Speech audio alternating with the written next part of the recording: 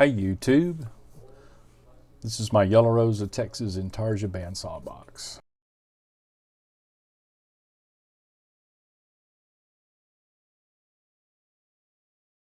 Okay, so got everything, got all my little trays glued up here. All those done, I'm gonna take them over to the Spindle Sander, clean all these outsides up really nice. Be pretty straightforward. I'll probably start with, I don't know, about an 80 grit, just kind of knock all that, some of that glue off, and then I'll go down to about 120, and then I'll put it on a mop sander and clean it up and burnish it out. I'll work on getting some of these humps out and stuff. Same thing on the inside here. Again, I'm not going to do the outside. I'm not going to mess with the back. I'm going to go ahead, but I am going to get in here on the inside. There's some ridges in here. I don't know if you can see any of that. I'll try to get rid of some of that a little bit, some of this unevenness from the bandsaw, some of the kerf marks and stuff. So work on that and get that ready. And then once that's done, then I'll glue this up. Then we'll be ready to do the outside of this. These I can go ahead and do the outside. I'll also take them over to my board, and I'm going to sand the tops and the bottoms. Get those all. These should be ready pretty quickly to take on some flock. So that's where I'm at. So this is probably pretty loud. Also pretty boring to watch, but I'm going to go ahead and do it on, and I'll show you how to go about just shaping all these things up, trying to get in there, and we'll work on it. So this is Spindle Sander. It works really good.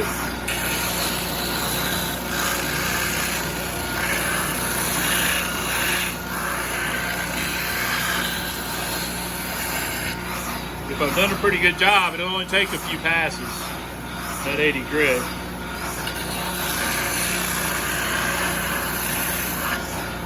Pretty good little divot right there I'm going to work on.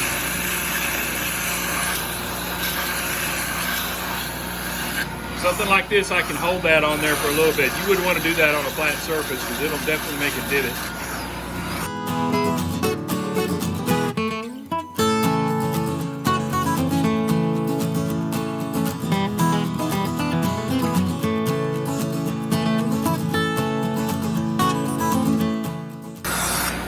Box is a little out of square, sometimes that happens. I'll lift up on it a little bit this way maybe, or I'll just flip it over.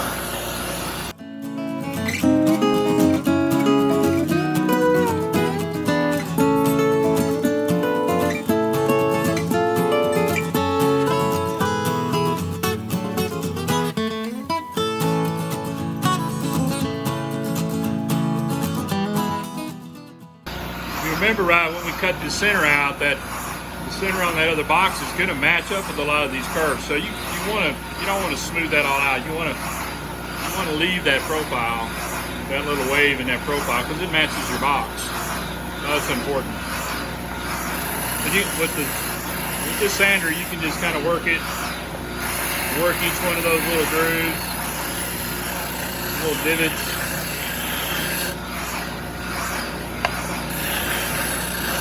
Really looking for just consistency in the grain here when you're getting it. You know any shiny spots or any flat spots or any marks that go across. You want to get rid of all of those.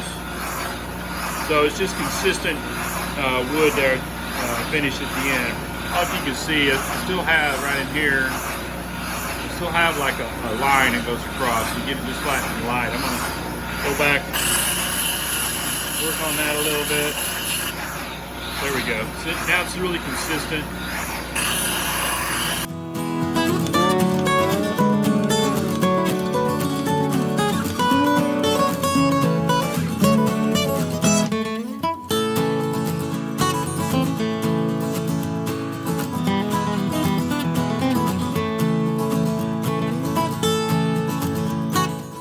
It's pretty good. I think that'll be nice. I'm going to finish this up. Change grits. Okay, I changed grits. 120 should make a big difference. Man, should really.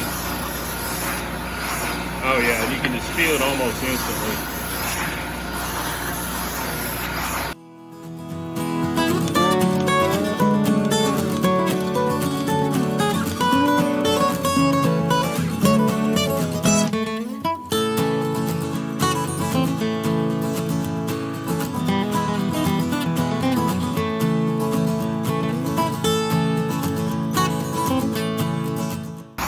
Yeah, I'm gonna take my time. I'm gonna look at this whole box. I'm gonna really make sure that I got this down to nice, because I'm gonna take it over to the mop sander in a minute, and it will really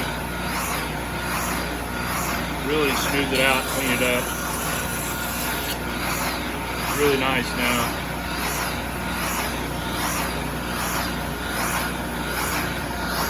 Okay, so I'm gonna just go ahead and skip and do the bottom real quick. Kind of show you what I do. I've got a piece of Baltic birch here. I don't know, 12 by 24 or something like that, maybe a little wider, 14 by 24. And I got 2 pieces of 80 grit. It fits 2 pieces of sandpaper, and I just use spray adhesive. Put these sheets down. On the other side, I've got 120, and I marked them. I got 120 over here, and I've got 80 over here, so I know. That just kind of gets me where I need to be. So I'm going to start with 80 on these, and I'm going to try to be real consistent. So I'm going to go this direction. I'm going to go 1, 2, 3, 4, 5, 6, 7, 8, 9, 10. Not too much pressure. Flip it around. 1, 2, 3, 4, 5, 6, 7, 8, 9, 10. And it's getting there. I got a little bit on this side, so I'm going to put a little more pressure on this as I do it. 2, 3, 4, 5, 6, 7, 8, 9, 10. I don't want to get crazy with the taking it off. 1, 2, 3, 4, 6, 7, 8, 10. That gives me a real even count. I know I'm doing it evenly on all sides. 2, 3, 4, 5, 6, 7, 8, 9, 10. It's getting there. I still got a little bit of marks from the curve, the saw.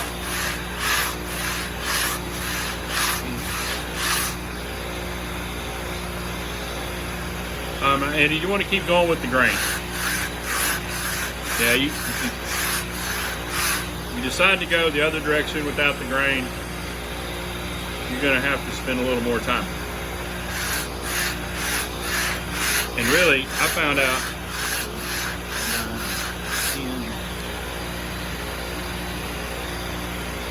just take your time doing this. And what I'll do is, if I see a place like it right in here is a little bit, obviously a little low, it's got a little bit more curve in it. If I get to a point where it's not, the rest of it's looking good, I may take that over and just hit it with some sandpaper of my own, just kind of work it out by hand, and then come back to the board.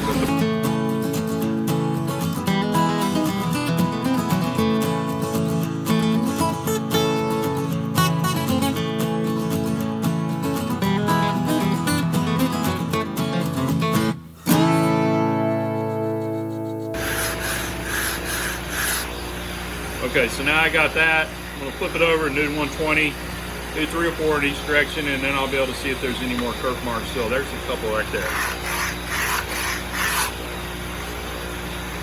You just want to stay as flat and consistent as you can. It just makes for a better product in the long run. Okay, so now I'm going to take this over here to the mop. We're going to clean it all up. I mean, it's in pretty good shape right now, but it'll just help me kind of almost burnish a little bit, but not quite. So you'll see. This thing's great. You definitely want to hold on to your piece. This will show you too also if you got any places you need to go back to the spindle sander on. So if you need to go back to the spindle sander, you can. You see that's cleaning that up really nice. That's making all the difference in the world.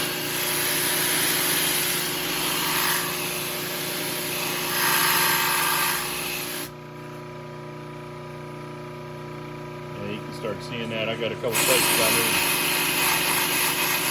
to go back to the spindle and see that line. I don't know if you can see that line right across through there. Need to get rid of that. But I'll go ahead and do this and see if there's any more. And then I'll take it over to the spindle sander. I'll work on that. Then I'll be back over here. I'll work back and forth. Let's even put a little shine on it. I know you can't really see it over there. But yeah, maybe a little shine on it. It's really nice finish. It's just as smooth as I get down.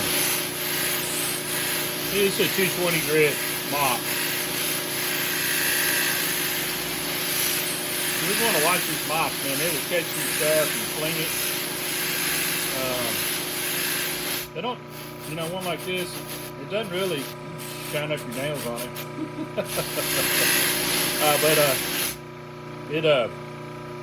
You just need to be careful. You need to inspect it. It's running at 1750 RPM.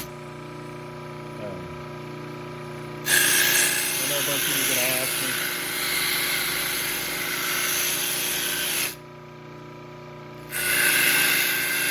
A little hard to get in there sometimes. Not the best thing to do, but it's about the only way you can really get in there and get that cleaned up sometimes. You go at an angle.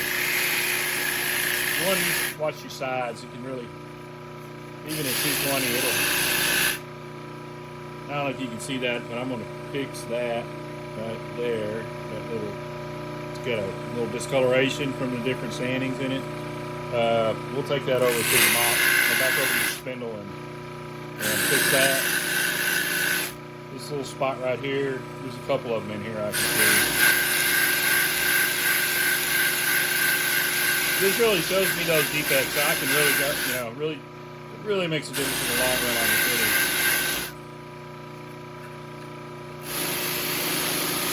See the back real quick.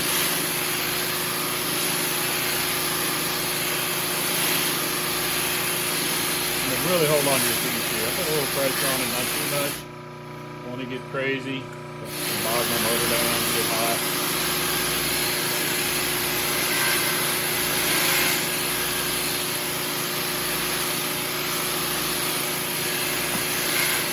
Here again, I'll be able to see if there's any places I need to, and I can already kind of see some perf marks that are showing that I didn't see a while ago.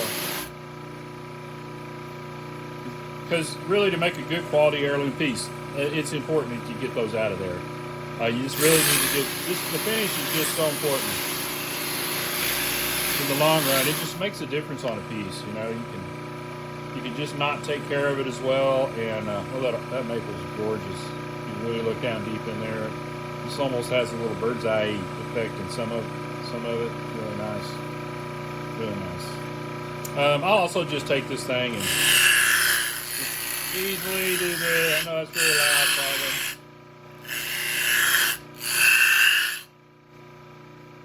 Hit the other side.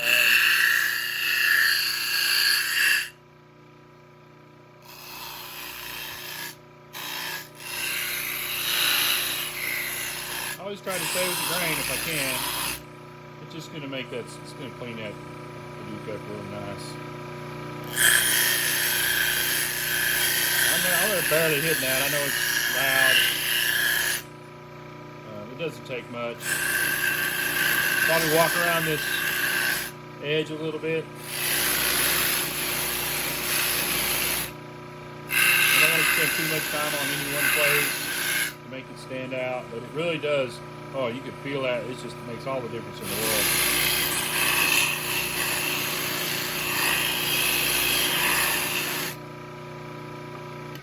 Take it back to the spindle sander and clean up a few of those places back to here, and then I'm going to do all the other pieces, and then I'll be back with you guys. Okay, so what I've done is I've come in here and I've put my standoffs in here, and I just took some, actually they're chopsticks. I took a 3/4 inch piece, took 3 of them, I glued them in this spot. What this does is this holds this tray up. And to get this the same height as this one, all I really did was I put these 2 in, I held that together, I clamped it here, then I could take these out, and then I could get in there and then I could see that gap in there and I could see how tall I need to be. All right, so it's 3/4 of an inch, and I cut those pieces, glued them in place. I only did 3, so it's level, okay? If you did 4, they have to be exactly right, exactly the same for it to be. And so but 3, it shouldn't tip, and you can put your stuff in here and it should be just fine, right? So I've got this portion done, and that's the standoff. So I've got the box together, I've got the outside done, I've got the pieces here, all of this stuff done. So now it's time to start working on the top.